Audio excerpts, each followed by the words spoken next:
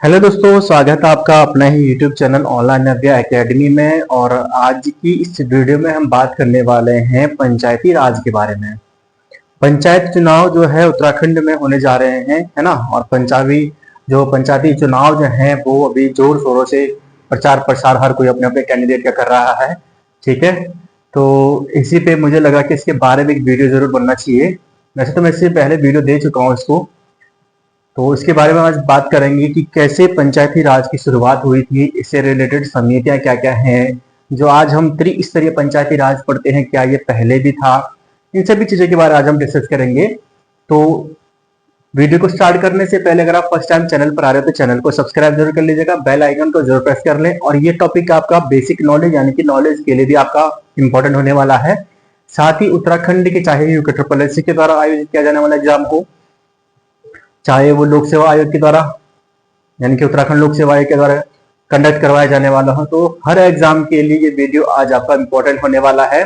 और इस वीडियो में एक एक चीज को हम पढ़ेंगे और समझेंगे पंचायती राज के बारे में। तो चलिए देखते हैं पंचायती राज के बारे में। सबसे पहले पंचायती राज है क्या और इसके बारे में, ठीक है। पंचायती राज के बारे में आज पढ़ने वाले हैं। पंचायती राज या हम कह सकते हैं स्थानीय स्वशासन। ठीक है, स्थानीय स्वशासन का मतलब हो गया स्थानीय लोगों की शासन में भागीदारी जो होगी, प्रत्येक की भागीदारी यानी कि जो होगी वो आपका स्थानीय स्वशासन होता है। ठीक है, तो स्थानीय स्वशासन का जो मुख्य रूप से शुरुआत जो की गई थी वो की गई थी, भारत के गवर्नर जनरल हुए हैं एक लॉर्ड रिपन। लॉर्ड रिपन ने 1880 से 1884 तक ये शासन किया था उन्होंने। और इसी समय इन्होंने सर्वप्रथम स्थानीय स्वशासन के बारे में बात कही थी। यानी कि स्थानीय स्वशासन के बारे में सबसे पहले बात किसने की थी, वो की थी लॉर्ड रिपन के द्वारा। लॉर्ड रिपन पहले गवर्नर जनरल थे जिन्होंने 1882 में स्थानीय स्वशासन के बारे में एक कानून बनाया था।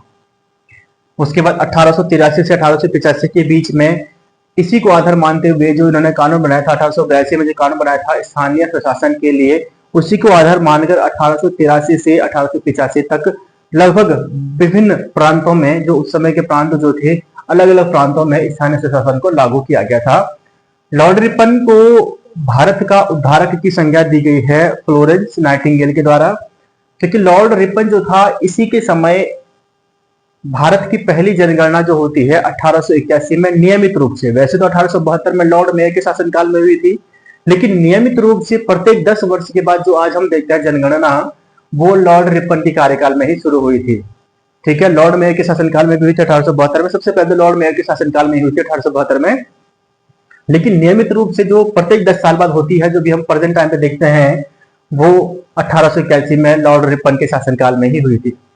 इसी के शासनकाल में जैसे कि भारत समाचार पत्र अधिनियम, जिसको हम बोलते हैं वर्नाक्युलर एक्ट, तो लॉर्ड लिट्टन ने उसको प्रकाशित किया था या उसको पारित किया था। लॉर्ड लिट्टन ने उसको पारित किया था, तो उसमें उसने भारत के जो समाचार पत्र जो थे, राष्ट्रवादी समाचार पत्र जो थे, उन पर उसने प्रतिबंध लगा दिया था।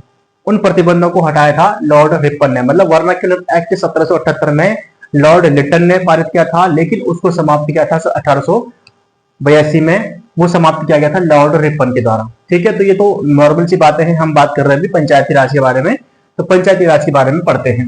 तो लॉर्ड रिपन ने सबसे पहले स्थानीय स्वशासन के बारे में बात की थी, इसलिए इसको भारत में स्थानीय स्वशासन का जनक कहा जाता है। स्थानीय स्वशासन का जनक, स्थानीय स्वशासन का जनक जो है, स्थानीय स्वशासन का जनक लॉर्ड रिपन को कहा जाता है। वहीं अगर हम उत्तराखंड की बात करते हैं, तो स्थानीय स्वशासन की सबसे पहले जो बात की गई थी, यानी कि गांवों की व्यवस्था जो की गई थी, गांवों को व्यवस्थाओं के लिए यानी कि हर व्यक्ति की जन भागीदारी को लेते हुए जो गांव में स्थानीय स्वशासन या पंचायती राज की बात करते हैं, तो उत्तराखंड में जो शुरू की गई थी, तो कुमाऊं में की गई थी सोमचंद के द्वारा। कुमाऊं में किसने की थी? सोमचंद के द्वारा की गई थी, जिसने गांवों की व्यवस्था के लिए गांवों में सयाना एवं बूढ़ों की नियुक्ति की। सयाना एवं बूढ़ों की नियुक्ति की, एक पद होता था सयाना और बूढ़ा। ठीक है, वहीं अगर बात कर रहे हैं गढ़वाल में, तो गढ़वाल में ये पद जो थे, ये जो कार्य किया था गांव की व्यवस्था को सुव्यवस्थित बनाने के लिए, ये काम किया था टिहरी रियासत के प्रथम राजा सुदर्शन शाह के द्वारा किया गया था। इन्होंने गांव की व्यवस्था के लिए कमीण और सयानों की नियुक्ति की थी। तो उत्तराखंड एग्जाम की जो तैयारी करने वाले बच्चे हैं उनके लिए दो क्वेश्चन इंपॉर्टेंट हो जाते हैं कि कुमाऊं में सबसे पहले गांवों की व्यवस्थाओं के लिए कमेर और बोड़ा की नियुक्ति किसने की थी। सोमचंद ने कई बार क्वेश्चन पूछा गया है। और कमेर एवं सयानों की रिक्ति गढ़वाल में सुदर्शन साहा के द्वारा की गई थी, जिसमें उन्होंने गांवों की व्यवस्था को सुदृढ़ बनाने के लिए ये कार्य किया गया था। ठीक है, तो ये तो आपके उत्तराखंड एग्जाम वालों के लिए हो गया। चलिए हम आगे देखते हैं इसके बाद। अब तो लॉर्ड रिपन ने सबसे पहले शुरुआत की थी, जिसको स्थानीय स्वशासन का जनक कहा जाता है। और इसी प्रकार से पंचायती राज का जनक जो है कुमाऊं में सोमचंद को और गढ़वाल में सुदर्शन साहा को कहा जाता है। ठीक है, उत्तराखंड के एग्जाम की तैयारी करने वाले बच्चे तो उनके लिए दो चीजें इंपॉर्टेंट इसलिए यहाँ पे मैंने लिख दी है। ठीक है, चलिए अब आगे देखते हैं कि पंचायती राज होता क्या है और इसकी क्या उद्देश्य होता है। पंचायती राज का जो मुख्य उद्देश्य होता है वो कि जन भागीदारी को सुनिश्चित करना। जैसे मैंने आपको पहले बताया है कि जन भागीदारी को सुनिश्चित करना इसका मुख्य उद्देश्य होता है। जन भागीदारी को सुनिश्चित करना, प्रत्येक व्यक्ति की यानी कि जन भागीदारी को सुनिश्चित करना है। जन भागीदारी को सुनिश्चित करना, हर किसी व्यक्ति की भागीदारी जो अपने सरकार या अपने शासन को चलाने में होनी चाहिए, ये इसका मुख्य रूप से मतलब होता है। यानी कि जन भागीदारी को सुनिश्चित करना या लोकतांत्रिक जो विकेंद्रीकरण है, यानी कि जो हमारा लोकतंत्र है उसको सुदृढ़ बनाने की या उसको विकेंद्रीकरण के लिए जो कार्य या उसको सुदृढ़ बनाना, यानी कि लोकतांत्रिक सुदृढ़ीकरण को सुदृढ़ बनाना या बढ़ावा देना उसको। ठीक है, लोकतांत्रिक विकेंद्रीकरण को लोकतांत्रिक विकेंद्रीकरण को बढ़ावा देना और जन भागीदारी को सुनिश्चित करना इसका मुख्य उद्देश्य था पंचायती राज का। ठीक है, इसको ध्यान में रखते हुए सबसे पहले एक समिति आती है। सबसे पहले एक समिति आती है बलवंत राय मेहता समिति। बलवंत राय मेहता समिति ने 1956 से 57 या 1957 में बलवंत राय मेहता समिति आई थी। इसी की सिफारिश पर बलवंत राय मेहता की सिफारिश पर या बलवंत राय मेहता समिति की सिफारिश पर, देखो बलवंत राय मेहता जो इस समिति के अध्यक्ष थे इसलिए उन्हीं के नाम पर बलवंत राय मेहता समिति जो उसको नाम दिया गया था 1957 में आई थी और पंचायती राज से संबंधित है। जो आपके पास अगर एग्जाम की तैयारी करें तो आपके पास समितियां पूछ लेता है, कई बार क्रम में लगाने के लिए दे देगा। ठीक है, बलवंत राय मेहता समिति है, अशोक मेहता समिति है, ठीक है, और साथ ही एलएम सिंघवी समिति है, पीके थुंगन समिति है। तो ये सभी जो पंचायती राज से संबंधित समितियां हैं तो उसके बारे में हम पढ़ेंगे, एक एक करके पढ़ेंगे इसके बारे में। तो हम पढ़े थे पंचायती राज के बारे में। तो सबसे पहले जो एक समिति आती है बलवंत राय मेहता समिति, जो कि बलवंत राय की अध्यक्षता में आई थी 1957 में। और इसकी सिफारिश पर सबसे पहले गांधी जी के जन्म दिवस पर 2 अक्टूबर 1959 को 2 अक्टूबर 1959 को राजस्थान के नागौर जिले में तत्कालीन प्रधानमंत्री, तो उस समय प्रधानमंत्री कौन थे? पंडित जवाहरलाल नेहरू। ठीक है, कौन थे? पंडित जवाहरलाल नेहरू के द्वारा राजस्थान के नागौर में पंचायती राज की शुरुआत की गई थी। पहला पॉइंट आपका यही है कि सबसे पहले जो है एक समिति आती है पंचायती राज को लेकर, जिसने इसका उद्देश्य ये बताया था कि जो हर व्यक्ति की अपने शासन, इस लोकतंत्र में जन भागीदारी होनी चाहिए, हर व्यक्ति की यहाँ पे भागीदारी होनी चाहिए। उसको ध्यान में रखते हुए एक समिति बनाई गई थी बलवंत राय मेहता समिति 1957 में। और बलवंत राय मेहता समिति की सिफारिश पर सबसे पहले 2 अक्टूबर 1959 को राजस्थान के नागौर जिले में तत्कालीन प्रधानमंत्री जवाहरलाल नेहरू के द्वारा पंचायती राज की शुरुआत की गई थी। इसके बाद दूसरा जो राज्य जो था वो था 11 अक्टूबर 1959 को आंध्र प्रदेश ने इसे स्वीकार किया था और आंध्र प्रदेश में भी पंचायती राज की शुरुआत की गई थी 11 अक्टूबर 1959 को। तो आई होप आपको ये 2 पॉइंट क्लियर हो गए होंगे कि मैं यहाँ पे क्या आपको समझाना चाह रहा हूं। ठीक है, क्लियर है? यहाँ पे आपको क्लियर है। इसके बाद अनेकों समितियां आई। अब इन्होंने क्या क्या सिफारिशें दी थी इसको भी यहाँ पे लिख लेते हैं कि इन्होंने सिफारिशें क्या क्या दी थी। तो इसको पहले मैं हटा देता हूं यहाँ से। ठीक है, तो सबसे पहले बलवंत राय मेहता समिति के बारे में बात करते हैं। बलवंत राय मेहता समिति जो है 1957 में आई, जिसने कहा कि पंचायती राज जो होगा वो 3 स्तरीय होना चाहिए। 3 स्तरीय पंचायती राज इसने यहाँ पे बात कही थी। किस तरह कही थी ये?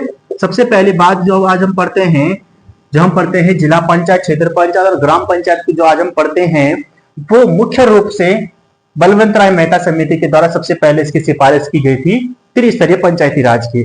त्रिस्तरीय पंचायती राज में उसने बताया था कि सबसे उच्च स्तर पर जो होगा वो आपका जिला स्तर होना चाहिए, जिला स्तर होगा। जिला स्तर पर आपकी होगी जिला पंचायत,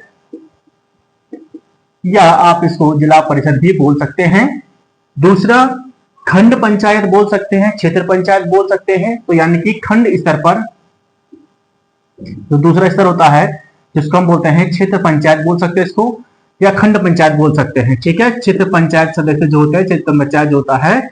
और तीसरा जो बताया गया था जो कि निम्न स्तर होता है ग्राम स्तर पर, जो आपकी होती है ग्राम पंचायत।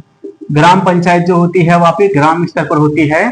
तो बलवंत राय मेहता समिति के द्वारा त्रिस्तरीय जो रही है, यानी कि सबसे पहले जो बलवंत राय मेहता समिति 1957 में जो आई थी, जिसने कहा था कि पंचायती राज को 3 स्तरों में बांटा जाना चाहिए, और 3 स्तरों में अगर इसको बांटेंगे तो यह प्रॉपर तरीके से यानी कि अच्छे से इसको चलाया जा सकता है। ठीक है, तो अब इसमें 3 स्तर कौन कौन से, एक तो था ग्राम स्तर था, पंचायत समिति बोल सकते हैं या खंड स्तर बोल सकते हैं, दूसरे वालों को क्षेत्र पंचायत बोल सकते हैं। ठीक है, और ग्राम स्तर यानी कि ग्राम पंचायत, 3 स्तरों पर इस समिति को या इसको लाया जाएगा।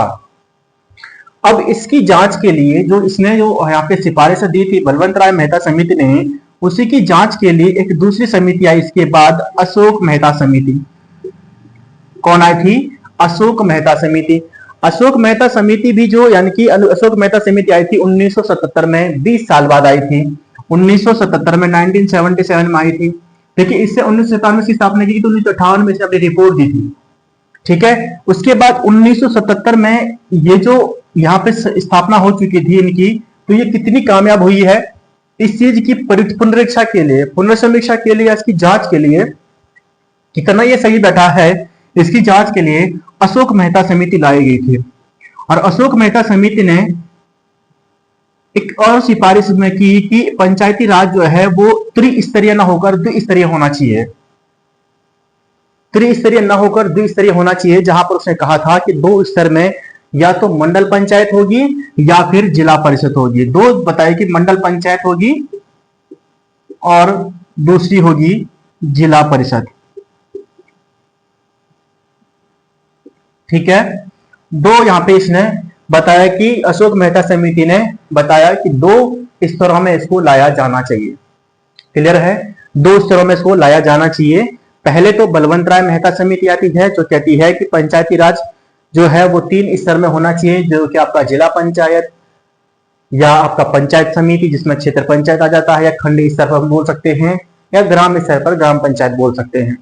लेकिन ये जो समिति जो थी, त्रिस्तरीय समिति बनाई गई थी, इसकी जांच करने के लिए, या ये जो त्रिस्तरीय समिति बलवंत राय मेहता समिति के द्वारा जो बनाया गया, जो निर्माण किया गया था, यानी जो स्थापना की गई थी, आंध्र प्रदेश और राजस्थान में कितनी सटीक साबित हुई है, कितनी सही साबित हुई है, इसकी जांच करने के लिए अशोक मेहता समिति 1977 में लाई गई थी, जिसने ये कहा कि पंचायती राज जो होना चाहिए वो द्विस्तरीय होना चाहिए, जहां पर पहला स्तर आपका मंडल पंचायत और जिला पंचायत, जिला परिषद, तो आपके यहाँ पर परिषद यानी कि 2 स्तर आपके होने चाहिए। ठीक है, यहां तक क्लियर है आपको? तो अशोक मेहता समिति ने यहां पे बताया था कि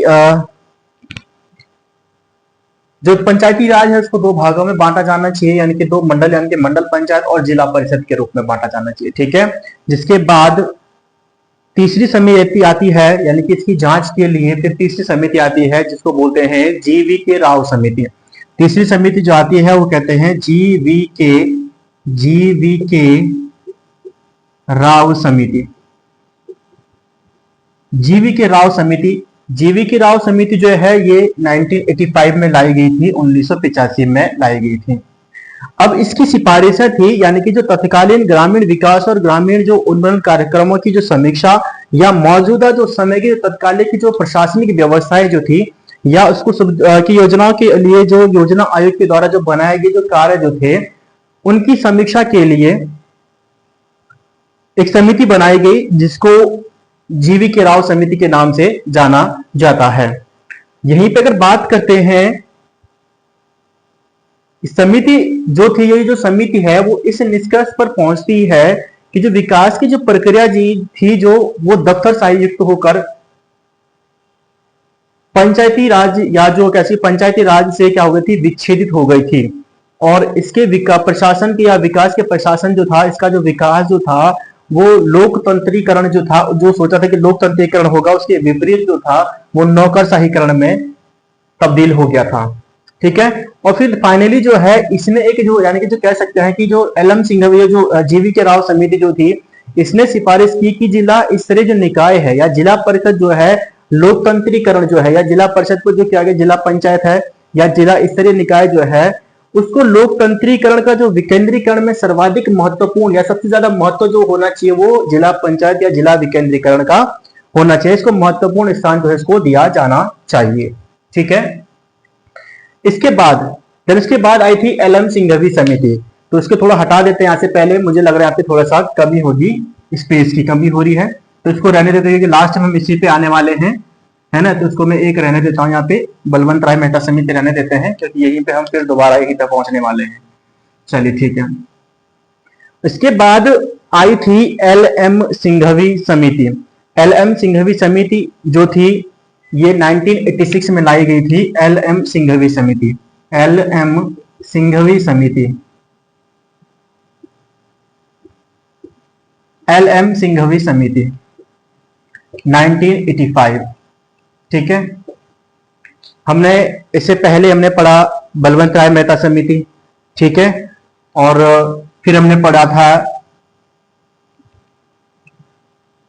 वी.एन. राव समिति, वी.जी. राव समिति, सॉरी जी.वी. के राव समिति। जी.वी. की राव समिति हमारे 1985 में आती है और 1986 में एल.एम. सिंघवी समिति आती है। एल.एम. सिंघवी समिति ने अपनी अलग तरीके से इसने जो पंचायती राज जो था उसने इसको तो सेम टू सेम रहने के लिए बोला, जो त्रिस्तरीय जो था बलवंत राय मेहता समिति का इसने यहाँ पर जिक्र किया था कि उसको इसी तरीके से रखा जाए, लेकिन उसके कुछ नियम के लिए बात की कि जैसे इसने वहां कहा कि जो पंचायती राज जो है इसको संवैधानिक रूप से मान्यता देना और उसके संरक्षण की आवश्यकता है।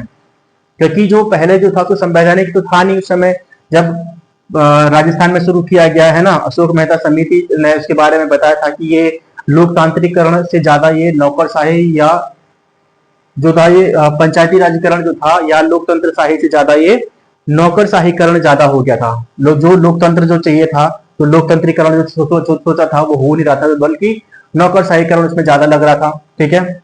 जीवी की समिति ने दिया था। तो अब यहाँ पे जो एल.एम. सिंघवी समिति है इसने कहा कि इसको यानी कि पंचायती राज को संवैधानिक दर्जा दिया जाना अनिवार्य है, संवैधानिक दर्जा इसको दिया जाना चाहिए और इसका संरक्षण किया जाना चाहिए। संरक्षण करने के लिए क्या होगा, कानून बनाना पड़ेगा, नियम बनाने पड़ेंगे, उसके लिए संविधान में उसको जगह देनी पड़ेगी। ये इसने यहाँ पे सिफारिश की थी एल.एम. सिंघवी समिति ने। एल.एम. सिंघवी समिति के अनुसार संवैधानिक रूप से मान्यता पंचायती राज को दी जानी चाहिए और उसको संरक्षण की आवश्यकता होगी। ठीक है। साथ ही गांवों के समूहों के लिए इसने ये भी कहा कि जो गांवों के समूह हैं, गांवों के समूह के लिए, गांवों के समूह जो हैं उनके लिए गांव की ओर से न्याय पंचायतों का, यानी कि कहते हैं कि न्याय पंचायतों की स्थापना की बात की गई। न्याय पंचायतों की स्थापना की बात की थी एल.एम. सिंघवी समिति ने, जो गांवों के समूहों के लिए होगी, जो न्याय का काम करेगी, न्याय पंचायत होनी चाहिए। ठीक है। एल.एम. सिंघवी समिति ने यह भी कहा था कि गांवों के समूहों के लिए न्याय पंचायतों का भी गठन किया जाए। ठीक है। तो फिर ग्राम पंचायतों को ज्यादा व्यावहारिक अगर बनाना है, एल.एम. सिंघवी समिति ने यह भी कहा कि ग्राम पंचायतों को अगर ज्यादा व्यावहारिक बनाना है तो इसमें गांवों का पुनर्गठन भी किया जाना चाहिए। ठीक है। और ग्राम पंचायतों जो है, ग्राम पंचायतों को अगर ज्यादा हमें उसको व्यावहारिक बनाना है और आगे लेके जाना है और सुदृढ़ बनाना है तो उसके लिए ग्राम सभाओं का पुनर्गठन भी होना चाहिए। ठीक है। पुनर्गठन भी होना चाहिए। तो ग्राम पंचायतों से संबंधित आपका आर्टिकल जो है वो आपका आर्टिकल 40 है। आर्टिकल 40 के तहत यानी कि संघ जो आपका है, हम जो नीति निर्देशक तत्व पढ़ते हैं अनुच्छेद 40 में जो ग्राम पंचायतों के गठन की बात करता है, तो उसमें जो एल.एम. सिंघवी समिति है उसने कुछ सिफारिशें दी, जैसे कि संवैधानिक दर्जा या उसको संरक्षण दिया जाना चाहिए पंचायती राज को। गांवों का जो समूह है उसके लिए न्याय पंचायतों का गठन होना चाहिए। साथ ही जो ग्राम पंचायतों जो है या ग्राम पंचायतों को अगर व्यावहारिक बनाना है तो उसके लिए ग्राम सभाओं का पुनर्गठन होना बहुत जरूरी है, या ग्राम पंचायतों का पुनर्गठन होना बहुत जरूरी है। ठीक है। साथ ही जो एल.एम. सिंघवी समिति जो है इसने ये भी सिफारिश की कि गांव की पंचायतोों को ज्यादा आर्थिक संसाधन उपलब्ध कराए जाएं। अब देखो, जब ये अपने सुशासन खुद स्वयं साथ हाथ में लेगा तो उसको आर्थिक की तो जरूरत पड़ेगी, है ना। अर्थव्यवस्था भी ठीक होनी चाहिए, है ना, उसमें हम सारे काम खुद करने के लिए कह रहे हैं कि अपना सुशासन, अपने अधिकार, अपने कार्य खुद करें। तो इसको आर्थिक रूप से या आर्थिक संसाधन भी पर्याप्त रूप में इसको, या पंचायती राज को आर्थिक संसाधन भी पर्याप्त रूप में उपलब्ध कराए जाएं, ये कहा गया था एलएम सिंघवी समिति के द्वारा।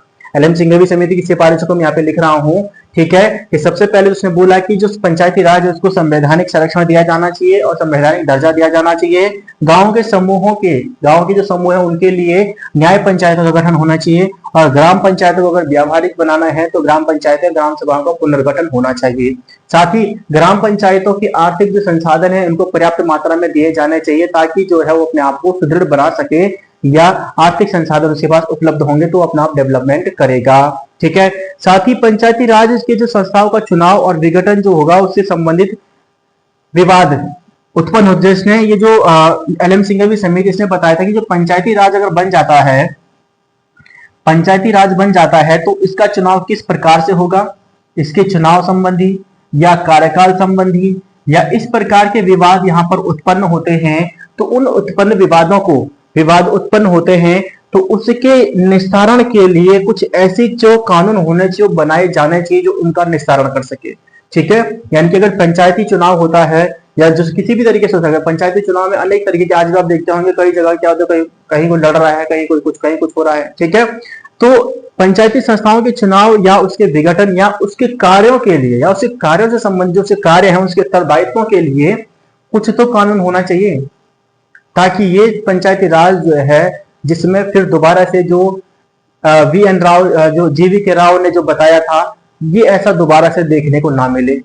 तो ये कहा गया था एलएम सिंघवी समिति के द्वारा। एलएम सिंघवी समिति ने कहा कि पंचायती राज को संवैधानिक दर्जा दिया जाना चाहिए, उसका संरक्षण दिया जाना चाहिए, गांव के समूहों के लिए न्याय पंचायतों का गठन होना चाहिए, और ग्राम पंचायतों को सुदृढ़ बनाना है तो ग्राम सभा, ग्राम पंचायतों का पुनर्गठन होना चाहिए। गांवों को अच्छा, यानी कि अगर गांव की आर्थिक जो व्यवस्था जो है या आर्थिक संसाधन उपलब्ध है, ग्राम पंचायतों को या गांव की पंचायतों को ज्यादा आर्थिक जो संसाधन है वो उपलब्ध कराए जाने चाहिए। पंचायती चुनाव करवाते हैं, पंचायत के कार्य हैं या पंचायत से संबंधित किसी भी तरीके का कार्य है, पंचायत चुनाव है या उसका विघटन है, तो उससे संबंधित जो है रूल्स एंड रेगुलेशन जो है वो होने बहुत जरूरी है।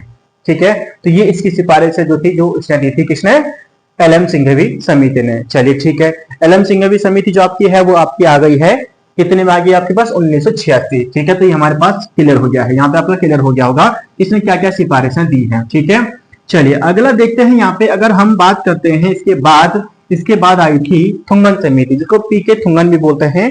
ठीक है, थुंगन समिति जो आई थी, पीके थुंगन समिति। अगली आई थी पीके थुंगन समिति। पीके थुंगन समिति आई थी 1988 में। ठीक है, पीके थुंगन समिति कब आई थी, 1988 में। इसने भी यही बात की कि पंचायती राज को संवैधानिक जो होनी चाहिए, मान्यता प्राप्त होनी चाहिए। इसने भी कहा कि पंचायती राज को संवैधानिक मान्यता प्राप्त होनी चाहिए, यानी कि जो एलएम सिंघवी समिति ने सिफारिश पहले की थी उसकी जांच के लिए क्या सही है क्या गलत है, इसकी जांच के लिए एक समिति बनाई गई थी। इसने पहली जो चीज तो इसने बोला था कि हाँ बिल्कुल संवैधानिक मान्यता जो है वो मिलनी चाहिए पंचायती राज को, और साथ ही बोला कि गांव, प्रखंड या जिला स्तर पर त्रिस्तरीय पंचायती राज, जो उसने भी बोला था कि जो त्रिस्तरीय पंचायती राज, ग्राम स्तर, खंड स्तर जो है, त्रिस्तरीय पंचायती राज यहाँ पर होना चाहिए। ठीक है, इसने बोला कि त्रिस्तरीय पंचायती राज जो है, इसकी व्यवस्था जो है वो सही है, और यही चीज आगे चलनी चाहिए, ये कहा था थुंगन समिति ने। ठीक है, तीसरी चीज, पहले तो बताया कि संवैधानिक मान्यता प्राप्त होनी चाहिए, दूसरा बताया कि त्रिस्तरीय पंचायती राज जो होना चाहिए वो वही होना चाहिए जो बलवंत राय मेहता समिति की तरह बताया गया था, जो मैंने आपको पहले बताया था। ठीक है, साथ ही इसने ये चीज थोड़ी ये बताई थी कि जो जिला परिषद होगा, यानी कि जिला पंचायत, जिला परिषद जो होगी, जिला परिषद, साथ ही जो पीके थुंगन समिति जो थी इसने बताई कि जिला परिषद को पंचायती राज व्यवस्था की धुरी यानी कि केंद्र माना जाए। ठीक है, जिला परिषद को जो पंचायती राज जो है उसका केंद्र माना जाए, जिला परिषद को या जिला पंचायत को, जिला स्तर पर। ठीक है, तो जिला परिषद को जो है केंद्र या धुरी के रूप में जो है वो पंचायती राज की उसको मान्यता दी जानी चाहिए। ठीक है, साथ ही सबसे पहले इसी ने पंचायत के कार्यकाल की बात की थी कि पंचायत का कार्यकाल जो होगा वो 5 वर्ष का होना चाहिए।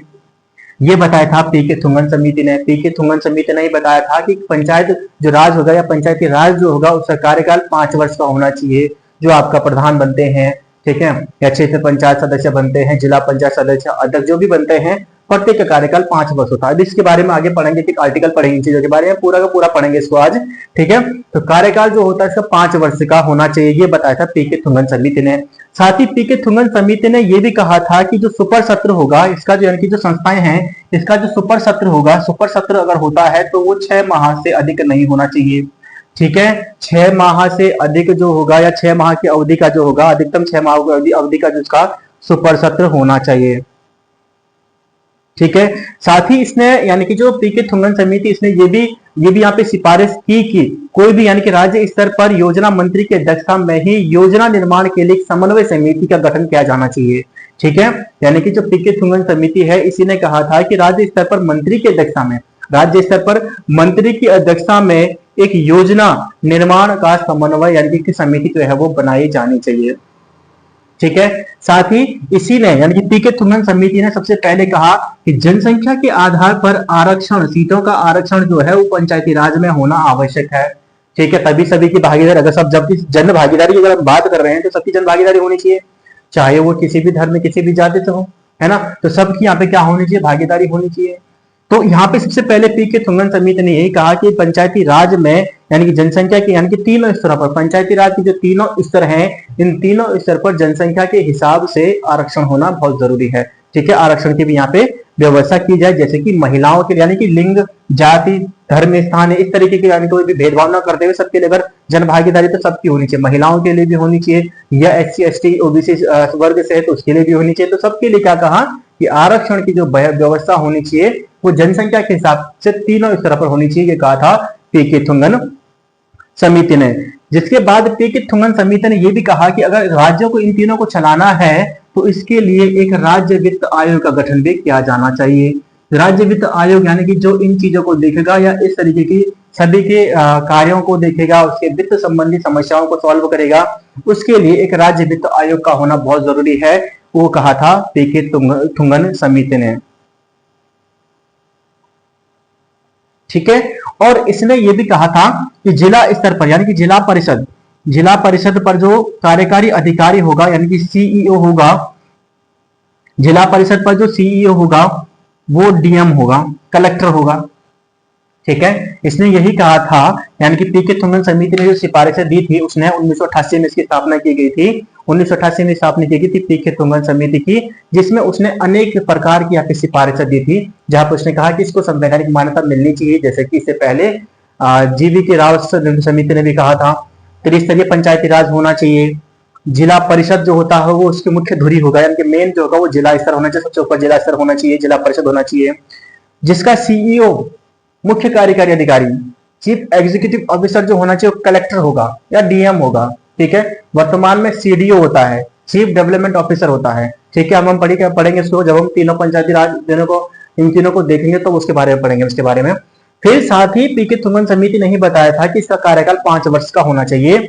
साथ ही कहा कि सुपर सत्र जो होगा 6 माह का होना चाहिए। और साथ ही पी के थुंगन समिति ने ही पहले कहा था कि जनसंख्या के आधार पर तीनों स्तरों पर महिलाओं के लिए भी आरक्षण की व्यवस्था की जानी चाहिए, और इन तीनों स्तर या पंचायती राज के गठन या निर्माण या उसके वित्त संबंधी समस्याओं के लिए एक राज्य वित्त आयोग का भी गठन किया जाना चाहिए। राज्य वित्त आयोग का गठन राज्यपाल करता है, ठीक है। ये भी पढ़ेंगे इसके बारे में भी। यहां तक आपको बात क्लियर हुई होगी कैसे हम बढ़ रहे हैं इसके बारे में, ठीक है। पंचायती राज अब यहाँ पे फिर 3 स्तर पे आ गया है। बलवंत राय मेहता समिति के बाद जो बलवंत राय मेहता समिति ने कहा था वही बात यहाँ पे आ रहे हैं हम, ठीक है। क्योंकि पहले जो थी बलवंत राय मेहता समिति के अशोक मेहता उसने 2 स्तरीय बोला था, फिर GV राव आए तो उसने तो सिर्फ ये बोला था कि जिला परिषद जो है उसको टॉप पे रखो, ठीक है। उसके बारे में बताया और कुछ अन्य चीज अपनी बताई थी यहाँ पे, ठीक है। तो उन्होंने बताया था कि जो चीजें वो सही नहीं हो रही है, बिना जड़ की घास उसकी संज्ञा दी थी उसने, बिना जड़ की घास की संज्ञा दी थी GV राव समिति ने पंचायती राज को, ठीक है। क्योंकि कुछ ही प्रकार के संविधान में कुछ था नहीं और कोई भी ऐसा कुछ नहीं बस चल रहा है। तो उन्होंने कहा कि लोकतांत्रिकरण जो हम जिस का उद्देश्य लोकतांत्रिकरण जन भागीदारी को लेकर जिस हिसाब से उसको यहाँ पे लाया गया था वो तो है ही नहीं, वो तो नौकरशाहीकरण हो गया था। इसके बाद फिर LM सिंघवी समिति आया था। LM सिंघवी समिति ने क्या क्या कहा था, उसने कहा था कि संवैधानिक दर्जा इसको दिया जाना चाहिए, ठीक है। या जिला परिषद को उसका मुख्य रूप से इसमें रखा जाए, ठीक है, या उसका कार्यकाल की बात की थी, इसमें आर्थिक रूप से उसको आर्थिक जो सर्विस या आर्थिक जो उपलब्धि जो उसको दी जानी चाहिए, या कह सकते हैं लोक पंचायत जो है आर्थिक संसाधन जो उसको उपलब्ध कराए जाए। ग्राम पंचायतों के लिए जो पंचायतों के समूहों को मिलाकर ग्राम सभाओं को मिलाकर एक न्याय पंचायत लाई जाए। ग्राम सभाओं को सुदृढ़ बनाना है, यानी ग्राम सभाओं को अगर सुदृढ़ उनको बनाना है तो उन्हें उस प्रकार से आगे बढ़ाने को उनको अवसर देना होगा। उसको सुदृढ़ बनाना है तो या व्यवहारिक बनाना है तो गांवों का पुनर्गठन बहुत जरूरी है। ठीक है, वो कहा था एल एम सिंघवी समिति ने। वहीं पे पी के थुंगन समिति आती है। यहाँ पे काफी क्लियरिटी हो गई थी जब हम आज पढ़ते हैं कि संवैधानिक मान्यता उसको दी जानी चाहिए, त्रिस्तरीय पंचायती राज होना चाहिए। ठीक है, ये पी के थुंगन समिति की सिफारिश है। जिला परिषद को उसके टॉप पर रखा जाए, केंद्र जो है धुरी जो है जिला परिषद को माना जाए, जिसका परिषद का यानी कि जिला परिषद का जो सीईओ मुख्य कार्यकारी अधिकारी जो होगा कलेक्टर होगा या होना चाहिए। ठीक है, कार्यकाल इसका 5 वर्ष का होना चाहिए, 100% होता तो 6 माह का होना चाहिए। तीनों स्तर पर जनसंख्या के आधार पर आरक्षण की व्यवस्था होनी चाहिए, जैसे कि महिलाओं के लिए हो गया, SC/ST कमजोर वर्ग जो उनके लिए होनी चाहिए। और ये पंचायती राज जो राज्य में होगा उसके वित्त संबंधी समस्याओं को सुलझाने के लिए वित्त आयोग का गठन किया जाना चाहिए। ये सारी चीजें बताई थी पी के थुंगन समिति ने। ठीक है, चलिए अब इसको हटा देते हैं। इतना आपको समझ में आ गया होगा कि क्या क्या इसने सिफारिशें दी थी। ठीक है, नोट्स बनाना चाहें तो आप नोट्स बना सकते हैं। इसके बाद आता है पी के थुंगन समिति जो थी, इसके बाद ये सारी चीजें हुई, राव समिति, एल एम सिंघवी समिति, पी के थुंगन समिति। ठीक है, जिसके बाद फाइनली वो समय आया जब इसके लिए संविधान में एक संशोधन किया गया, 73वां संविधान संशोधन। ठीक है, फिर आता है संविधान का 73वां संविधान संशोधन। 73वां संविधान संशोधन जो हुआ था वो हुआ था 1992-93। ठीक है, 73वां संविधान संशोधन 1992-93 के तहत कहीं कहीं आपको 92 मिलेगा, लेकिन प्रभाव इसका 1993 में आता है, प्रभावी 1993 में होता है। ठीक है, 1993 के तहत 73वें संविधान संशोधन 1993 के तहत पंचायती राज जो है उसको संविधान में एक संवैधानिक दर्जा दिया गया। पंचायती राज को संवैधानिक दर्जा दिया गया और संविधान को या संविधान में इसको पंचायती राज का दर्जा दिया गया, जो कि इसके लिए 11वीं अनुसूची संविधान में जोड़ी गई। 11वीं अनुसूची जोड़ी गई जहां पर पंचायती राज संबंधी प्रावधान रखे गए। साथ ही संविधान के भाग 9 को यहाँ पे जोड़ा गया। भाग 9 में आपका जो है 11वीं अनुसूची है, जो कि भाग 9 में 11वीं अनुसूची है, जो 11वीं अनुसूची जोड़ी गई थी 1992 में जोड़ी गई, 1992-93 में जोड़ी गई है 11वीं अनुसूची, जिसमें पंचायती राज से संबंधित प्रावधान रखे गए हैं और संविधान के भाग 9 में है। जबकि इसके अनुच्छेद की बात करें तो 243 ए से लेकर ओ तक हम यहाँ पे पढ़ते हैं। संविधान के अनुच्छेद 243 से लेकर 243 ओ तक पंचायती राज के गठन की बात करता है, या पंचायती राज संबंधी अनुच्छेदों के यहाँ पे कार्यों को यहाँ पे रखा गया था। ठीक है, फाइनली जो है जो हमने 1959 से पढ़ा था राजस्थान से लेते हुए, और फिर हम क्या जाते हैं जब उसको संवैधानिक अलग अलग समितियों के द्वारा बताया गया था कि इसको संवैधानिक दर्जा दिया जाना, इसके लिए कानून बनाया जाना बहुत ही जरूरी है, तभी जाके पंचायती राज जो होता है वो सही तरीके से सही मायने से चलाया जा सकता है। और फाइनली इसके लिए एक संशोधन होता है संविधान में, या संशोधन किया जाता है, जो कि 73वां संविधान संशोधन के नाम से जाना जाता है, जिसके तहत भाग 9 में, संविधान के भाग 9 में एक अनुसूची जोड़ी जाती है, 11वीं अनुसूची, जो कि पंचायती राज से संबंधित है, जहां पर पंचायती राज के कार्य, शक्ति, उत्तरदायित्व के बारे में बताया जाता है। यानी कि भारत के संविधान का अनुच्छेद 243 ए से लेकर 243 ओ तक इसमें ये सारी चीजें बताई जाती है। ठीक है, क्लियर है? चलिए बहुत बढ़िया। यहाँ पे आपको इसके बाद यानी कि 24, अब इसको हम डेट अगर बात करें तो 24 अप्रैल ये जो संशोधन होता है प्रभावी जो होता है पंचायती राज होता है 24 अप्रैल 1993 को।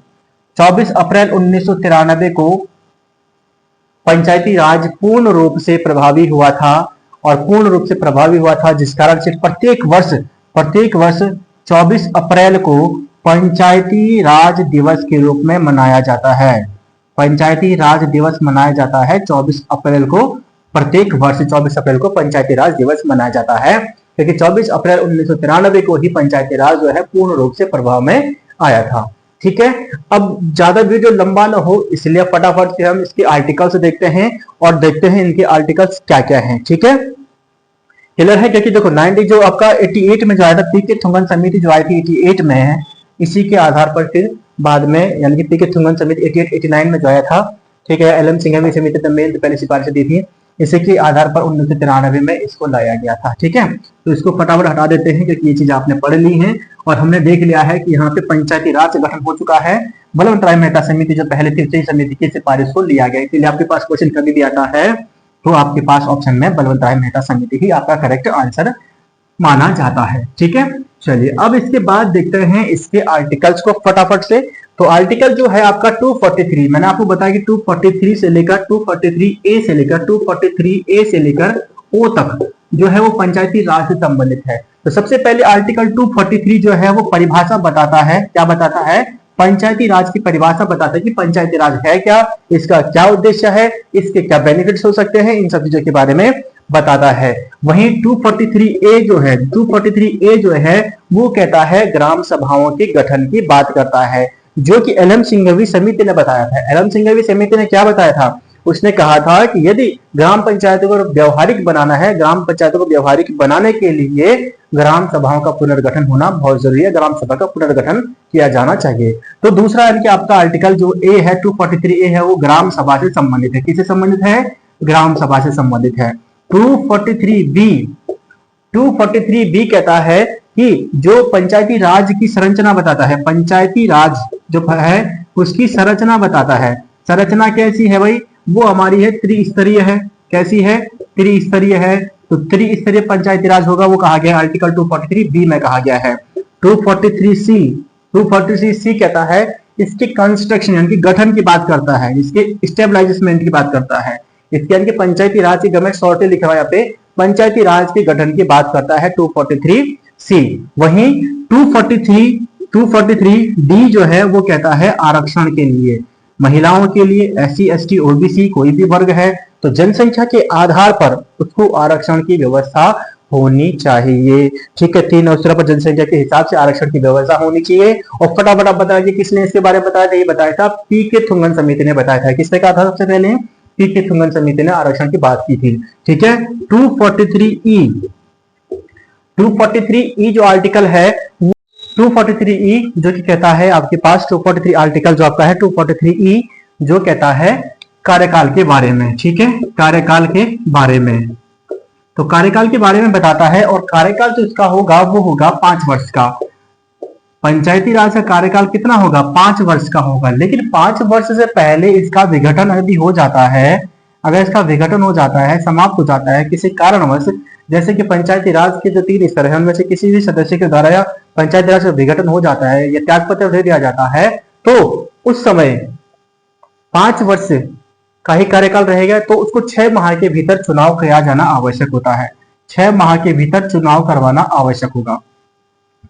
6 माह का चुनाव जो करवाया जाएगा वो कितनी अवधि के लिए होगा, वो जितनी बची हुई है उसी के लिए होगा। ठीक है, मान लीजिए 2020 में चुनाव हुए थे, 2025 में चुनाव होने हैं, ठीक है, चुनाव हो रहे हैं, तो अब इसी बीच में 2024 में किसी भी प्रकार से पंचायती राज से किसी भी यानी कि जो निकाय है उसका विघटन हो जाता है, तो उसके चुनाव जो होंगे वो 6 माह के भीतर, पहले चीज तो 6 माह के भीतर चुनाव करवाने हैं।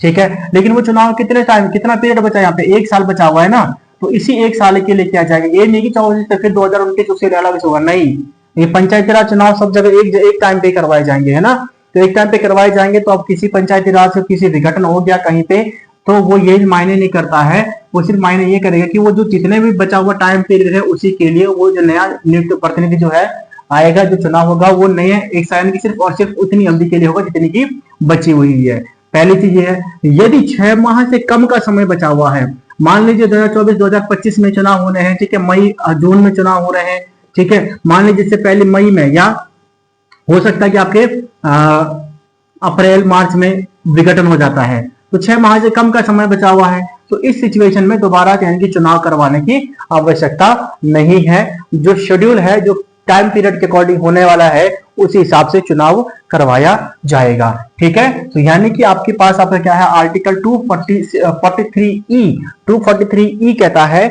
जो कि कहता है राज्यपाल यानी कि कार्यकाल के बारे में। पंचायती राज का कार्यकाल कितना होगा, 5 वर्ष का होगा। यदि विघटन हो जाता है, यदि इसका विघटन हो जाता है तो 6 माह से पहले उसका चुनाव करवाया जाना आवश्यक होगा। ठीक है, 6 माह से पहले चुनाव करवाया जाना आवश्यक होगा, और 6 माह के पहले चुनाव करवाए कितने, यानी कि टाइम पीरियड जितना बचा उसके लिए होगा, और अगर 6 माह से कम का टाइम पीरियड बचा है तो चुनाव करवाना आवश्यक नहीं है, कुछ शर्तें भी इसमें है। ठीक है, चलिए 243F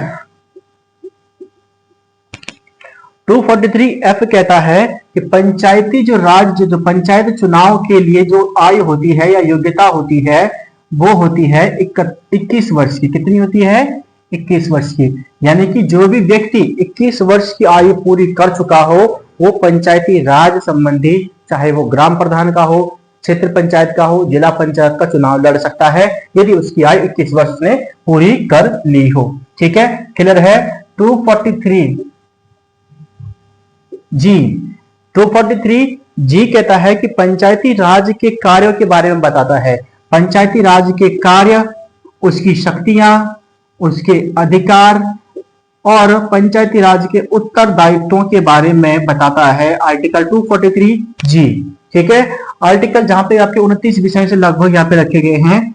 243 जी एच जो करता है, कहता है कि कर आरोपित करने की शक्ति, कर आरोपित करने का अधिकार, यानी कर लगाने का अधिकार। जो कर लगाने का अधिकार है वो है जो कर लगाया जा सकता है ना। तो पंचायती राज के पास वो अधिकार होता है कि वो कर लगा सकता है। और कर किस प्रकार के, जैसे संपत्ति कर हो गया, गृह कर हो गया, लाइट की व्यवस्था की है तो प्रकाश कर, जल की व्यवस्था की है तो जल कर। ठीक है, तो इस प्रकार के करों को आरोपित करने की पंचायती राज के पास जो होती है वो शक्ति, स्थानीय शासन की निकाय जो होते हैं उनके पास शक्ति होती है। ठीक है, GHI, ठीक है 243I जो है वो कहता है वित्त आयोग के बारे में। ठीक है, राज्य वित्त आयोग के गठन की बात करता है। किसकी? राज्य वित्त आयोग के बात करता है। देखिए पीके तो हमने ये जो पढ़ा था, हमने अलग सिंघवी समिति में पढ़ा था हमने कि अगर पंचायती राज को बनाना है, पंचायतों को अगर सुदृढ़ बनाना है तो उनका जो है आर्थिक जो है उनका पास जो है जो कहते हैं कि पंचायती राज के लिए आर्थिक सुविधाओं की वहां पर व्यवस्था की जानी चाहिए, है ना, ऐसी चीजें बताई गई थी। तो उसके लिए वित्त या आर्थिक सुविधाएं उपलब्ध कराना वो कार्य कौन करता है? राज्य का वित्त आयोग करता है। राज्य वित्त आयोग की नियुक्ति जो की जाती है वो की जाती है राज्यपाल के द्वारा। किसके द्वारा की जाती है? राज्यपाल के द्वारा। और जो कि आपका आर्टिकल 243I के अकॉर्डिंग की जाती है। आर्टिकल 280 वित्त आयोग के बारे में बताता है जो कि राष्ट्रपति से संबंधित। तो राष्ट्रपति वित्त आयोग का गठन आर्टिकल 280 के तहत करता है और राज्यपाल 243I के तहत करता है। ठीक है, क्लियर है यहाँ पे आपके पास। चलिए ठीक है, राज्यपाल करता है जो कि वित्त आयोग जो होगा सब 5 वर्ष के लिए करेगा, है ना, जितने टाइम के लिए होगा उतने के लिए। राज्य कितने टाइम के लिए? 5 वर्ष के लिए करेगा। चलो ठीक है। 243J जो कहता है पंचायती राज की लेखा परीक्षा। पंचायती राज की लेखा परीक्षा यानी कि उसके द्वारा जो किए गए कार्यों का लेखा जोखा जो होगा वो सारी चीजें जो होंगी उसका सबका अंकेक्षण जो होगा वो आर्टिकल 243J के तहत किया जाएगा। आर्टिकल 243K कहता है कि राज्य का जो यानी कि पंचायती राज का जो चुनाव किया जाएगा, पंचायती राज के जो चुनाव करवाया जाएगा वो राज्य निर्वाचन आयोग के द्वारा करवाया जाएगा। किसके द्वारा करवाया जाएगा? राज्य निर्वाचन आयोग के द्वारा करवाया जाएगा। किसके द्वारा? राज्य निर्वाचन आयोग के द्वारा करवाया जाएगा। ठीक है, राज्य निर्वाचन आयोग के द्वारा करवाया जाएगा। उसी के द्वारा मतदाता सूची, जैसे कि मतदाता सूची, राज्य निर्वाचन आयोग का काम क्या होता है? मतदाता सूची तैयार करना या जितने भी प्रत्याशी होते हैं उनको चुनाव चिन्ह वगैरह देना, है ना, यही उससे कार्य होते हैं। तो चुनाव जो होगा वो राज्य निर्वाचन आयोग के द्वारा किया जाएगा। 243L जो कहता है, ये कहता है कि जो केंद्र शासित प्रदेश हमारे हैं, केंद्र शासित प्रदेशों में भी जो ये लागू ये चुनाव या केंद्र शासित प्रदेशों या संघीय क्षेत्रों में जो ये प्रावधान है जो हम पढ़ रहे हैं राज्य के लिए वो केंद्र शासित प्रदेशों पर भी लागू होंगे। 243M जो कहता है कि कुछ राज्यों या कुछ क्षेत्रों में पंचायती राज संबंधी जो प्रावधान है वो लागू नहीं होंगे, जो उन्होंने नहीं बनाया वो नहीं होंगे। जैसे कि नागालैंड है, मेघालय है, मिजोरम है, ठीक है, वहीं दिल्ली है, वहां पे पंचायती राज व्यवस्था नहीं है। ठीक है, तो कुछ क्षेत्रों पे यह नहीं भी हो सकता है। तो होना और ना होना ये आपके पास है 243M। ठीक है, 243N जो कहता है कि जहां पर अगर मान लीजिए पहले कोई कानून बने हुए हैं 1992, 93, 73वें संविधान संशोधन, ये सब तो 73वें संविधान संशोधन में जोड़ा गया था ना संविधान में, तो उससे पहले अगर कानून बने हुए हैं या किसी राज्य में राज्य पंचायती राज पहले से चल रहा है तो वो वैसा ही चलता रहेगा, उसको समाप्त नहीं किया जाएगा, उसको समाप्त नहीं किया जाएगा। ठीक है, वो आपका है 243N में है। और 243O जो है वो कहता है कि पंचायती राज चुनावों में न्यायालय का किसी भी प्रकार से हस्तक्षेप नहीं होगा, किसी भी प्रकार का विवाद जो भी चीजें होंगी वो सारी की सारी जो सॉल्यूशन जो होंगे उसका निस्तारण जो करेगा वो राज्य चुनाव आयोग ही करेगा। न्यायालय का इसमें किसी भी प्रकार का हस्तक्षेप नहीं होना चाहिए या नहीं होगा। ठीक है, न्यायालय का हस्तक्षेप वैसे भी सिर्फ और सिर्फ राष्ट्रपति और उपराष्ट्रपति के चुनाव में होता है। ठीक है, आर्टिकल 71 के तहत जो कि राष्ट्रपति उपराष्ट्रपति सर्वोच्च न्यायालय का उसमें हस्तक्षेप होता है। ठीक है, क्लियर है यहाँ पे। तो यहाँ पे आपको कुछ अलग से यहाँ पे ध्यान नहीं रखना है, यहाँ पे कुछ चीज आपको सिर्फ और एक चीज यहाँ पे ध्यान रखनी है आपको, क्योंकि सारी चीजें एक जैसी होंगी।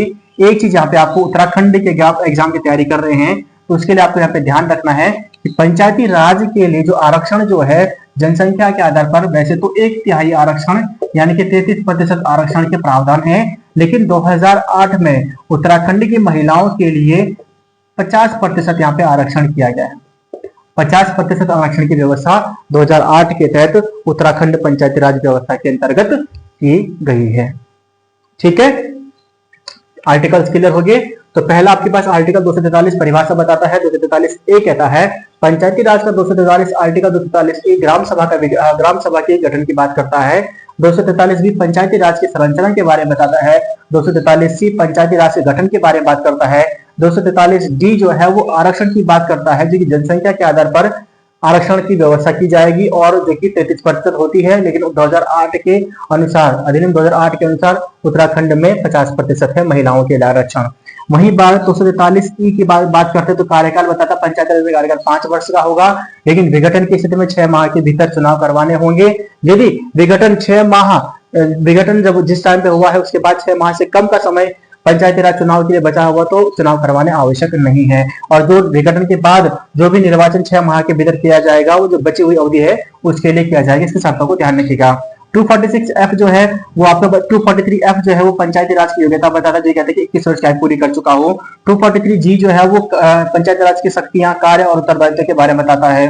243H जो है पंचायती राज के द्वारा कर अधोरोपित करने या आरोपित करने की शक्ति उसके पास अधिकार है, जिस प्रकार के भूकर हो गया है ना, और आपके पास गृह कर हो गया, जल कर, बिजली कर जो आपके पास है। ठीक है, 243I जो है वो कहता है कि राज्य वित्त आयोग के बारे में बात करता है, जिसका गठन राज्यपाल 5 वर्ष के लिए करता है। 243J पंचायती राज की लेखा परीक्षा जो होगी, यानी कि जो लेखा जोखा जो है परीक्षा जो की जाएगी, अंकेक्षण जो है वो किया जाएगा। 243K जो है वो कहता है कि पंचायती राज का चुनाव जो होगा वो राज्य चुनाव आयोग के द्वारा करवाया जाएगा। 243L कहता है कि जो पंचायती राज होगा वो केंद्र शासित प्रदेशों में भी प्रावधान लागू होंगी। 243M कहता है कि कुछ क्षेत्रों में पंचायती राज लागू नहीं होते हैं। और 243N कहता है कि जो पहले से बने हुए पंचायती राज कानून थे या पंचायती राज जो जिन राज्यों में पहले बने हुए थे वो सारे के सारे पहले जैसे रहेंगे। और 243O जो कहता है वो न्यायालय जो है, यानी कि न्यायालयों के हस्तक्षेप की बात करता है कि न्यायालय जो होगा वो किसी भी प्रकार से हस्तक्षेप जो है वो नहीं करेगा राज्य निर्वाचन आयोग या पंचायती राज चुनाव में। ठीक है, क्लियर है यहाँ तक। तो अब हम पढ़ते हैं इसकी 3 बॉडीज जो हमने यहाँ पे पढ़ी थी, 3 बॉडीज। तो उन 3 बॉडीज के बारे में पढ़ते हैं कि वो 3 बॉडीज क्या क्या हैं, और फटाफट इसको देखते हैं और फटाफट इस टॉपिक को हम खत्म करते हैं। ठीक है, तो पहले मैं इसको मिटा देता हूं और तब हम पढ़ते हैं 3 बॉडीज के बारे में क्या क्या उसके प्रावधान होते हैं। तो पंचायती राज की 3 समितियों के बारे में यहाँ पे पढ़ रहे हैं, और जहां पे हम बात करेंगे अब इन चीजों के बारे में। जिला स्तर पर जो होती है वो आपकी कौन सी समिति होती है, वो आपका होता है जिला पंचायत। जिला स्तर पर होता है जिला पंचायत। ठीक है, खंड स्तर पर हम उसको पंचायत समिति भी बोलते हैं, उसको आप ब्लॉक समिति भी बोलते हैं, और उसको आप क्षेत्र पंचायत भी बोलते हैं। ठीक है, तो हमारे पास हम लिख देते हैं क्षेत्र पंचायत, सिंपल सी भाषा में जो आपको समझ में आती है, जो मुख्यतः यूज किया जाता है। ठीक है, और ग्राम स्तर पर होता है ग्राम पंचायत के बारे में, ग्राम पंचायत। अब इस चीज के बारे में एक एक करके इन चीजों के बारे में पढ़ते हैं और फटाफट इनके जो रूल्स देखते हैं कि क्या क्या चीजें यहाँ पे होती है। जिला पंचायत का जो गठन होता है, जिला पंचायत के लिए अगर हम बात करते हैं तो पर्वतीय क्षेत्र में जो जनसंख्या होती है पर्वतीय क्षेत्र में जो न्यूनतम जनसंख्या है वो 24,000 होती है। 24,000 यानी कि पर्वतीय क्षेत्र में 24,000 तक की अगर जनसंख्या है तो उस पर 2 प्रादेशिक क्षेत्रों का गठन किया जा सकता है। वहीं अगर मैदानी क्षेत्रों की बात करते हैं तो मैदानी क्षेत्रों के लिए 50,000 की जनसंख्या अगर है तो उसके लिए 2 प्रादेशिक क्षेत्र जो होंगे, यानी कि उसकी जनसंख्या के आधार पर 2 प्रादेशिक क्षेत्र होंगे मैदानी क्षेत्रों के लिए। तो 2 आपकी क्राइटेरिया हैं जहां पे इन चीजों का गठन किया जा सकता है मुख्य रूप से। ठीक है, क्लियर है। पंचायती राज जो होता है वो पंचायती राज व्यवस्था का शीर्ष निकाय है या शीर्षस्थ जो निकाय है। ठीक है, और जो पंचायती जो जिला पंचायत जो बनती है वो बनती है अध्यक्ष साथ ही उसके साथ उपाध्यक्ष होगा, जिला पंचायत उपाध्यक्ष और सदस्यों से मिलकर बनती है। जिला पंचायत अध्यक्ष, उपाध्यक्ष और सदस्यों से मिलकर बनती है। और जिला पंचायत सदस्य जो होते हैं वो प्रत्यक्ष रीति से चुने जाते हैं, प्रत्यक्ष रीति से चुने जाते हैं, जबकि अध्यक्ष जो अध्यक्ष उपाध्यक्ष जो होते हैं वो अप्रत्यक्ष नीति से चुने जाते हैं। अप्रत्यक्ष और अप्रत्यक्ष नीति क्या होती है? प्रत्यक्ष नीति का मान लीजिए आपने प्रधान को आपने चुनाव, प्रधान का चुनाव में आपने क्या किया, डायरेक्टली वोट दिया उसको, है ना, डायरेक्ट वोट दिया। यार इसी की बात कर लेते हैं, आप अध्यक्ष नहीं चुनते हैं, ठीक है, हम क्या चुनते हैं, हम चुनते हैं जिला पंचायत सदस्य। हमने जिला पंचायत सदस्य चुने। अब मान लीजिए किसी जिला पंचायत के अंतर्गत 15 सदस्य हमने चुने हैं, अलग अलग सदस्य जो क्षेत्र, अलग अलग क्षेत्र जो थे वहां से 15 सदस्य नियुक्त किए, है ना। 15 सदस्यों को तो हमने चुना, वो हमने सीधे चुना, हमने सीधे वोट दिया जो भी हमारे पास था। किसी का तितली चुनाव चिन्ह था, किसी का आपने गरुड़ पे दिया, किसी ने आपने हाथ पे दिया, किसी का आपने किसी पे दिया, किसी का किसी पे दिया, है ना। तो आपने सबको चुनाव में दे दिया, वोट दे दिया, आपने उनको चुन लिया, वो सदस्य चले गए आपके जिला पंचायत में। अब इन 15 सदस्यों में से एक अध्यक्ष बनेगा और एक उपाध्यक्ष बनेगा और इनको चुना जाएगा। इन 15 सदस्यों में से उनको वोट ये 15 सदस्य ही देंगे।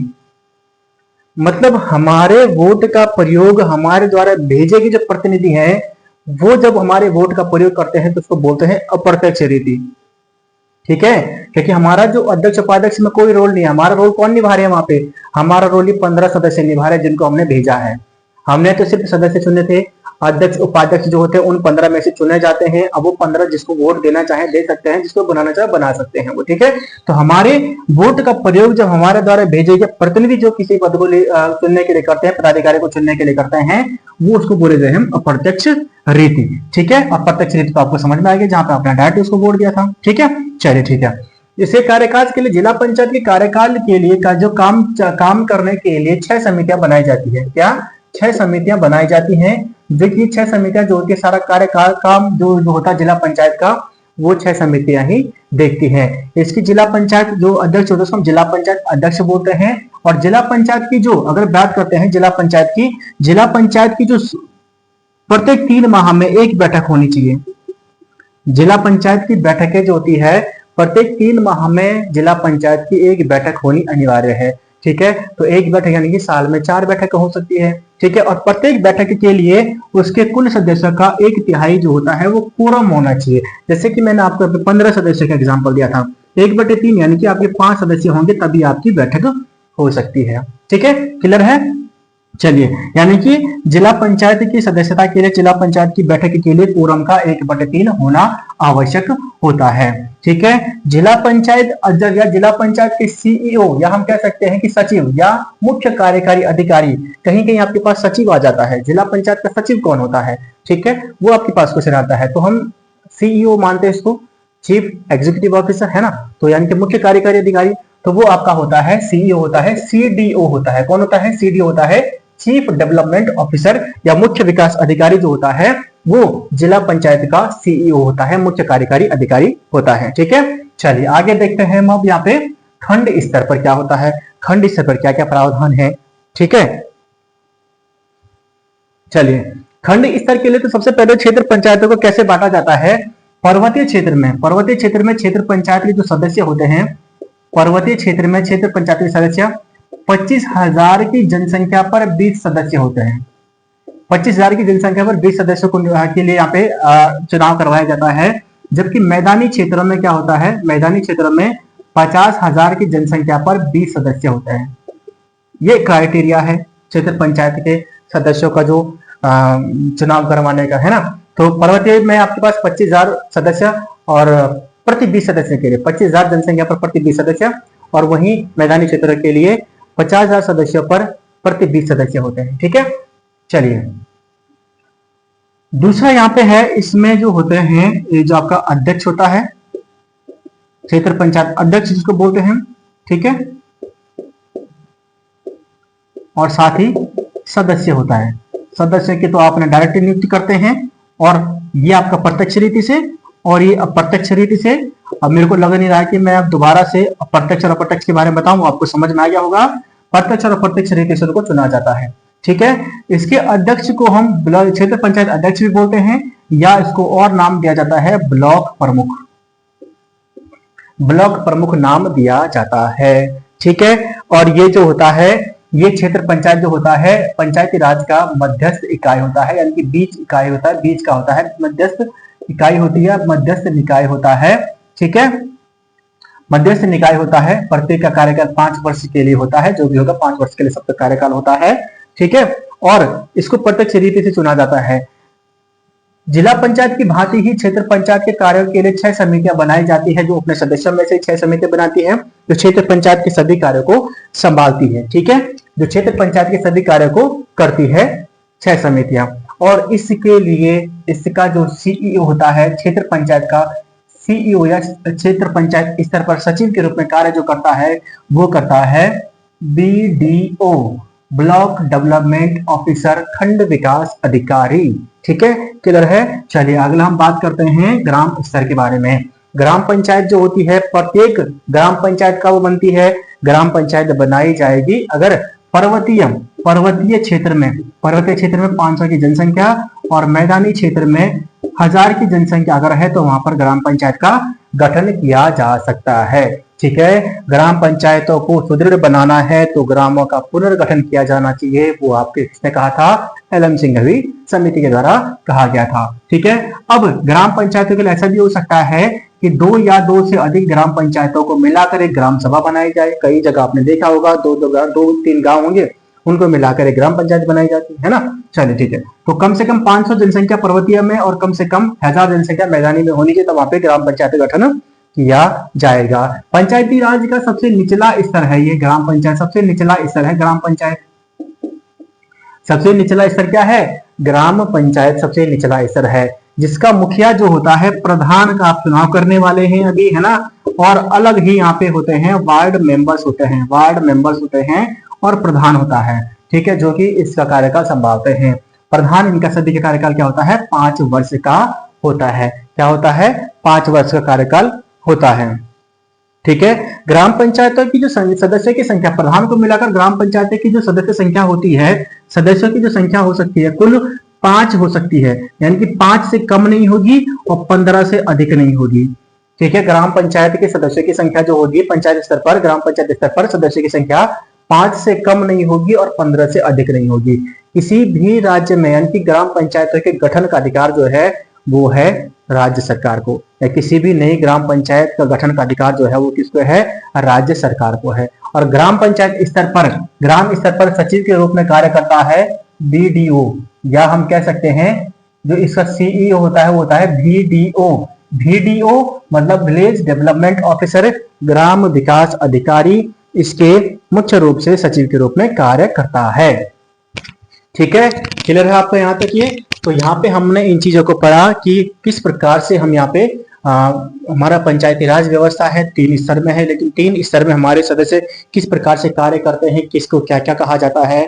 ठीक है, जिला पंचायत का अध्यक्ष को जिला पंचायत अध्यक्ष कहा जाता है, क्षेत्र पंचायत के अध्यक्ष को हम अन्य नाम ब्लॉक प्रमुख के नाम से जानते हैं, वही हम ग्राम पंचायत में जो होता है हमारा प्रधान होता है, साथ ही वार्ड मेंबर होते हैं। प्रत्येक का कार्यकाल यहाँ पे 5 वर्ष का होता है। कब किस प्रकार से ग्राम पंचायत का गठन किया जाएगा, कब जिला पंचायत बनेगी, कब क्षेत्र पंचायत बनेगी, वो सब चीजें हमने यहाँ पे देखी है। इनका चुनाव किस प्रकार से किया जाएगा, किस प्रकार से ये चुनाव किए जाएंगे इनके, और क्या क्या किस प्रकार से कार्य करते हैं। ठीक है, आई होप आपको वीडियो में बहुत मजा आया होगा, क्योंकि बहुत सारी चीजें आज आपको सीखने के लिए मिली हुई है। और अगर आप किसी भी एग्जाम की, यानी कि आप उत्तराखंड के किसी कोई भी एग्जाम, चाहे आप पुलिस की तैयारी कर रहे हैं, चाहे आप ग्रुप सी की तैयारी कर रहे हैं, है ना, आप लोअर पीसेस अपर पीसेस की आप तैयारी कर रहे हैं, तो ये वीडियो जो है वो आपके लिए बहुत ही इंपॉर्टेंट है और इस वीडियो में जो ये वीडियो है इसमें आपको बहुत सारी चीजें देखने को मिली है, यहाँ पे बहुत सारी चीजें पढ़ने के लिए मिली है और यहाँ से क्वेश्चन डायरेक्टली पूछा जाता है। जैसे ग्राम स्तर, ग्राम पंचायत, जैसे आपके पास हो जाएगी पंचायती स्तर का मध्यस्थ निकाय कौन है, ठीक है, क्वेश्चन पूछ सकता है। या अध्यक्ष और उपाध्यक्ष जो होते हैं इनका चुनाव किस प्रकार से किया जा सकता है पंचायती राज में, ठीक है। या प्रधान की नियुक्ति कैसे की जाती है। या इसका जैसे कई बार पूछा गया कि ग्राम पंचायत पर सचिव के रूप में कार्य कौन करता है, ग्राम स्तर पर सचिव के रूप में कार्य कौन करता है, तो ग्राम विकास अधिकारी जो उसका सीईओ होता है, चीफ एग्जीक्यूटिव ऑफिसर, मुख्य कार्यकारी अधिकारी होता है, ठीक है। तो ग्राम स्तर पर ग्राम विकास अधिकारी, खंड स्तर पर खंड विकास अधिकारी और जिला स्तर पर जिला विकास अधिकारी, जिनको हम शॉर्ट में वीडियो बोलते हैं, बीडीओ बोलते हैं और सीडीओ बोलते हैं, ठीक है। तो यहाँ पे आपको बहुत सारी चीजें सीखने के लिए मिली होगी। आई होप आपको वीडियो पसंद आएगा और अपने वोट का प्रयोग जो है वो अपने हिसाब से करिएगा, है ना, किसी के बहकावे में आकर मत करिएगा, भाई भतीजावाद न देखकर उस प्रत्याशी को दीजिएगा जो आपके हर सुख दुख में आपके साथ रहे, ठीक है। तो दोस्तों मिलते हैं अब नई वीडियो के साथ, तब तक के लिए जय हिंद जय भारत।